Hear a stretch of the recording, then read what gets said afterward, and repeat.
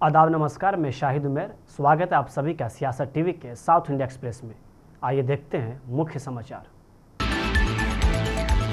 तेलंगाना के मुख्यमंत्री ए रेवंत रेड्डी ने आज रक्षा मंत्री राजनाथ सिंह से मुलाकात की और मूसी रिवर फ्रंट विकास के हिस्से के रूप में प्रस्तावित गांधी सरोवर परियोजना के लिए 98.2 एकड़ रक्षा भूमि तेलंगाना को ट्रांसफर करने की मांग की।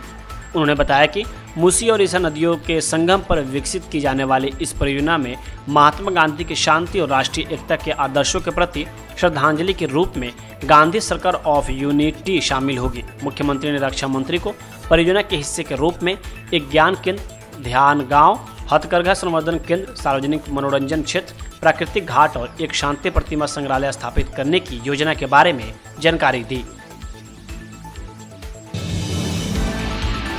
फार्मूला ए रेसिंग मामले में तेलंगाना एसीबी द्वारा आरोप पत्र दायर करने की रिपोर्ट पर बीआरएस के कार्यकारी अध्यक्ष के टी रामाराव ने कहा कि मैंने यह पहले भी कहा है और मैं फिर से कह रहा हूं, फार्मूला ई मामले में किसी भी तरह का कोई भ्रष्टाचार नहीं हुआ है। मैंने जो किया है वो पहली बार भारत में एक बहुत ही प्रतिष्ठित दौड़ लेकर आया है और 4 साल के लिए साइन अप किया है। दुर्भाग्य से दूसरे वर्ष में प्रमोटर को जमानत मिल गई और वह चला गया। दौड़ को बचाने के लिए और यह सुनिश्चित करने के लिए कि दौड़ शहर के हित में हैदराबाद में हो, हैदराबाद और तेलंगाना राज्य में एक सरकार के रूप में मैंने एक नीतिगत निर्णय लिया था और भुगतान किया था। जो भुगतान किया गया था वो फार्मूला ई आयोजकों के पास था, इसलिए भ्रष्टाचार का सवाल ही कहाँ है।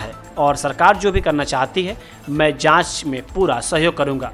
मैं यहां तक कह चुका हूं कि मैं लाइव कैमरे के सामने झूठ पकड़ने वाला परीक्षण कराऊंगा।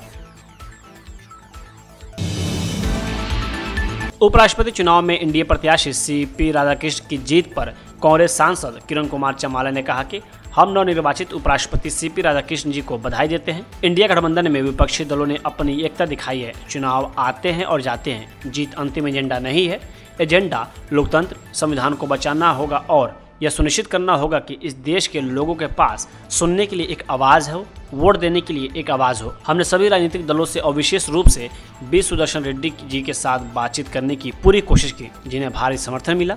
हो सकता है कि आज सत्ताहीन होने के कारण कुछ सदस्यों ने वोट न किया हो, लेकिन जब उन्होंने देश भर में यात्रा की तो जबरदस्त प्रतिक्रिया मिली।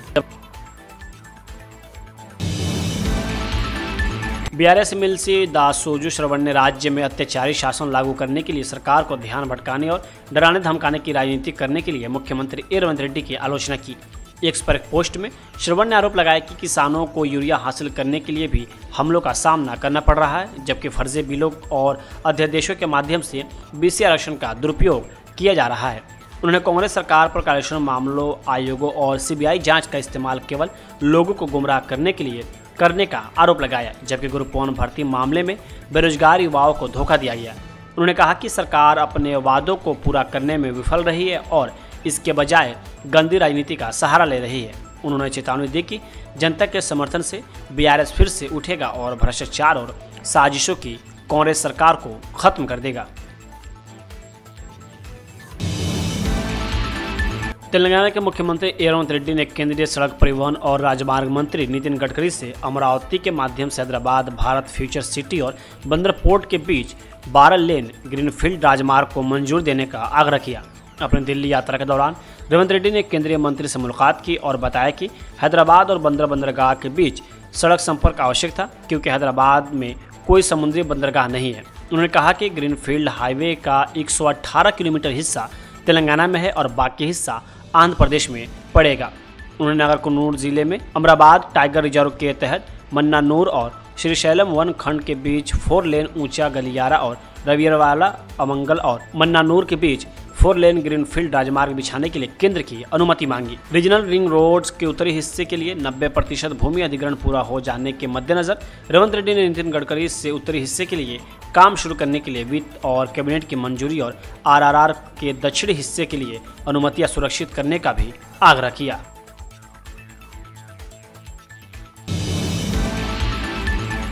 आईएमडी ने एक बार फिर भारी बारिश की भविष्यवाणी की है। मौसम विभाग द्वारा अगले 5 दिनों तक भारी बारिश की भविष्यवाणी की गई है। IMD हैदराबाद ने मानसूनी बारिश के अलावा आंधी तूफान, बिजली गिरने आदि की भी भविष्यवाणी की है। मौसम की संभावित स्थिति को देखते हुए मौसम विभाग ने येलो अलर्ट जारी किया है, जो 14 सितंबर तक जारी रहेगा। पूर्वानुमान और अलर्ट जोगुलंबा, गढ़वाल, वनापर्थी और नागरकुर्नूल को छोड़कर तेलंगाना के सभी जिलों के लिए मान्य है। शहर के मामले में विभाग ने आज से शनिवार तक तेज हवाओं के साथ बारिश या गरज के साथ बारिश होने का अनुमान लगाया है। हालांकि शहर के लिए येलो अलर्ट केवल 12 और 13 सितंबर के लिए है। कालेश्वरम परियोजना मुद्दे पर CBI जांच के आदेश देने के तेलंगाना सरकार के फैसले पर भाजपा विधायक पायल शंकर ने कहा कि CM रेवंत रेड्डी ने कहा कि जैसे ही कांग्रेस तेलंगाना में सत्तारूढ़ पार्टी बन जाएगी, वो कालेश्वरम घोटाले में शामिल लोगों को जेल में डाल देंगे और विदेशों से सारा पैसा वसूल लेंगे। उन्होंने सरकारी आदेश के अनुसार 3 शाखाओं की जांच CBI से करने का अनुरोध किया है। वहीं आगे उन्होंने ये भी आरोप लगाया कि कांग्रेस और BRS एक साथ इसमें शामिल हैं। कालेश्वरम के ऊपर लगभग 1.5 लाख करोड़ का घोटाला हुआ, ये ऐसा कांग्रेस पार्टी वालों ने कहा है। तेलंगाना में सरकार में आने से पहले आज के यहाँ के चीफ मिनिस्टर साहब जब कांग्रेस पार्टी के अध्यक्ष मल्काजगिरी के पार्लियामेंट के MP थे, जब उन्होंने बताया जैसा कांग्रेस सरकार तेलंगाना में बनते साथ 90 दिन के अंदर कालेश्वरम का घोटाला का पूरा जो घोटाला किए हैं उनको अंदर डालेंगे और हजारों करोड़ रुपए जो हवाले के द्वारा बाहर पैसा गया है वो भी लाएंगे। 90 दिन तो चला गया मगर आज 22 महीने हुआ। गोश्त कमीशन डालने के बाद दुनिया भर डिले हुआ है और इतने दिन के बाद परसों असेंबली में लगा के जीवो CBI को देने के लिए रेजोल्यूशन पास करके जीवो दिया। वो जीवो में सिर्फ 3 पूछे हैं। मेडिगड्डा, सुंदिल्ला, अन्नावरम 3 वो बराज के बारे में इंक्वायरी करने के लिए उन्होंने जांच के लिए CBI को मांगा है। अरे भाई उतना छोटा सा अगर उसमें आप मांगेंगे तो 3 बराज के इंक्वायरी अगर जांच मांगेंगे तो 1 लाख करोड़ रुपए का घोटाला कहाँ से निकलेगा। इसका मतलब यह है कांग्रेस TRS मिलकर ये काम चला रही है। TRS वालों को बचाने के लिए कांग्रेस ने सिर्फ 3 ही आइटम उसमें TOR में मेंशन किए हैं। इसलिए हमारे तरफ से हम डिमांड कर रहे हैं, सरकार को 15 दिन का मौका दे रहे, टाइम दे रही है। 15 दिन के अंदर वो जियो में बिल्कुल मॉडिफिकेशन होना चाहिए, जियो में सुधार होना चाहिए उसमें, और सब TOR में और 15 से 16 इशू जो हमने अभी तक बताए उसमें मेंशन करना चाहिए। नहीं तो हम सुप्रीम कोर्ट में जाएंगे, वो TOR में इशूज मेंशन करेंगे।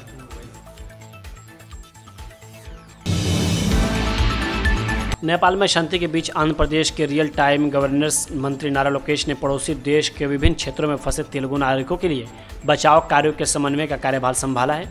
मंत्री नारा लोकेश ने आज राज्य सचिवालय स्थित रियल टाइम्स गवर्नेंस केंद्र पहुंची और वरिष्ठ अधिकारियों के साथ समीक्षा बैठक की। आंध्र प्रदेश भवन के अधिकारियों ने उन्हें जमीनी हालात से अवगत कराया और बताया कि अब तक 215 तेलुगु लोगों के फंसे होने की सूचना मिली है। स्थिति को गंभीरता से लेते हुए मंत्री लोकेश ने अधिकारियों को फंसे हुए लोगों की सुरक्षित वापसी सुनिश्चित करने के लिए युद्ध स्तर पर कदम उठाने के निर्देश दिए। उन्होंने तत्काल राहत पहुंचाने, फंसे हुए लोगों को सुरक्षित स्थानों पर पहुंचाने और नियमित रूप से जानकारी देने के निर्देश दिए। बैठक के दौरान मंत्री ने अधिकारियों से कहा उनकी सुरक्षा और कुशल क्षेम के बारे में हर 2 घंटे में जानकारी ली जानी चाहिए। वहीं मंत्री नारा लोकेश ने वीडियो कॉल के माध्यम से वहां पर फंसे कुछ नागरिकों से भी बातचीत की है।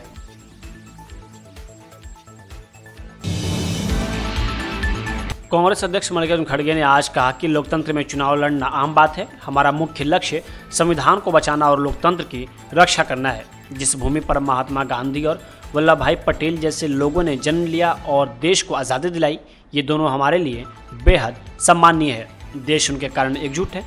2 अन्य लोग हैं जो नहीं चाहते कि संविधान सुरक्षित रहे या लोकतंत्र बचे। लोकतंत्र में ये कॉमन है लड़ना, इलेक्शन फाइट करना। हमारा मेन जो मुद्दा है, टारगेट है, संविधान को बचाना, लोकतंत्र की रक्षा करना।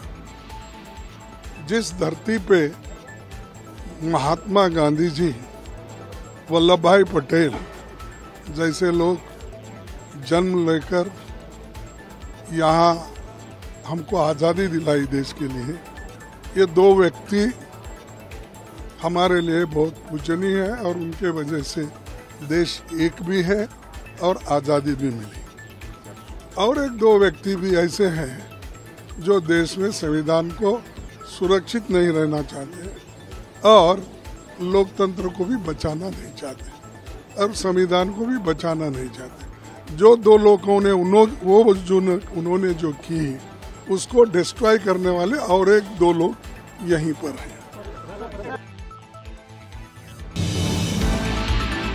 कर्नाटक के मुख्यमंत्री सिद्धरामैया ने अपनी सरकार के अधिकारियों को नेपाल में जारी अशांति के बीच काठमांडू हवाई अड्डे पर फंसे 30 कन्नड़ लोगों की सुरक्षा वापसी सुनिश्चित करने के निर्देश दिए। नेपाल में भ्रष्टाचार के खिलाफ बड़े पैमाने पर विरोध प्रदर्शन ने केपी शर्मा ओली सरकार को गिरा दिया और कई भारतीय नागरिकों को पड़ोसी देश में फंसा दिया गया है। ऐसे होने पर कर्नाटक के सीएम ने राज्य के मुख्य सचिव शालिनी रजनीश को काठमांडू हवाई अड्डे पर फंसे लोगों की सुरक्षा वापसी सुनिश्चित करने का निर्देश दिया।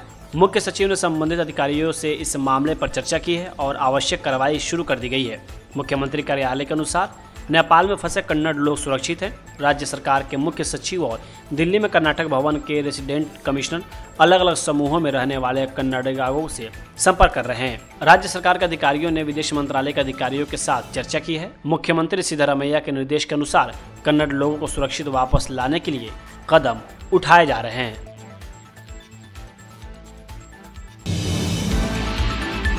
अपने प्रशंसक रेणुका स्वामी की कथित तौर पर हत्या के आरोप में अपने साथियों के साथ जेल में बंद अभिनेता दर्शन ने मंगलवार को वीडियो कॉन्फ्रेंसिंग के जरिए अदालत में पेश होते हुए गुहार लगाई कि मैंने जेल में दिन का उजाला नहीं देखा है, कृपया मुझे जहर दे दीजिए। अदालत ने जेल अधिकारियों को अभिनेता को बुनियादी सुविधाएं प्रदान करने और जेल मैनुअल के अनुसार जेल परिसर में घूमने फिरने की अनुमति देने का निर्देश दिया, लेकिन वह रो पड़े। वर्तमान में बेंगलुरु केंद्रीय कारागार में बंद दर्शन ने जेल में बुनियादी सुविधाओं जैसे एक अतिरिक्त कंबल और तकिया की मांग करते हुए एक याचिका दायर की थी। बहसें सुनने के बाद न्यायाधीश ने कहा कि अभिनेता को एक अतिरिक्त कंबल और तकिया दिया जा सकता है और जेल के नियमों के अनुसार उन्हें सुविधाएं भी प्रदान की जानी चाहिए। अदालत ने कहा कि दर्शन को जेल परिसर में घूमने फिरने, स्वास्थ्य संबंधी समस्या होने पर डॉक्टरों से परामर्श करने और जेल कैंटीन से भोजन और नाश्ता खरीदने के लिए अपने पैसे का इस्तेमाल करने की अनुमति दी जानी चाहिए। अदालत ने जेल अधिकारियों से कैदियों के अधिकारों का सम्मान करने, जेल नियमावली का पालन करने, न्यूनतम बुनियादी सुविधाएं प्रदान करने और यह सुनिश्चित करने का भी निर्देश दिया कि विचाराधीन कैदियों को दी जाने वाली सभी सुविधाएं अभिनेता को मिले।